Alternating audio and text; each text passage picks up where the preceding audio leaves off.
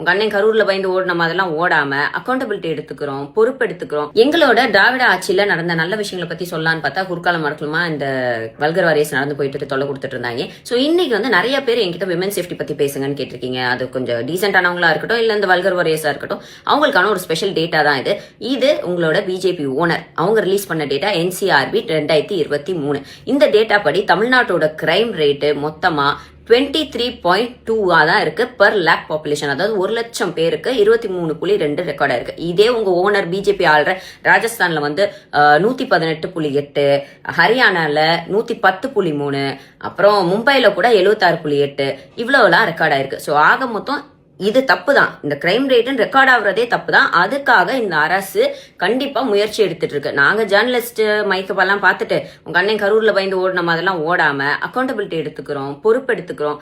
அடுத்து வர திராவிட மாடல் 2.0ல இதை மொத்தமா குறைக்கிறதுக்கும் விமென் சேஃப்டிக்கான ஒரு சூப்பரான ஒரு திட்டத்தையும் கண்டிப்பா அந்த திராவிட அரசு மாடல் வந்து கொண்டு வரும். அண்ட் இந்த C7 ஃபார்மேட்னு ஒன்று வந்து இந்த விஜய் அண்ணா வந்து ரிலீஸ் பண்ணியிருந்தாங்க. அதை பார்த்தோன்னே எல்லாரும் முரட்டு முட்டா ஃபயர் கொடுத்துட்டு இருந்தாங்க. எப்பா சாமி, அது எலெக்ஷன் கமிஷன் ஆஃப் இந்தியாவோட ரூல்ஸ். எல்லாரும் ரிலீஸ் பண்ணணும், அவங்களோட கட்சி வெப்சைட்ல பண்ணணும். இதுக்கெல்லாம் முரட்டு முட்டா ஃபயர்லாம் கொடுத்துக்கிட்டு இருக்கீங்க.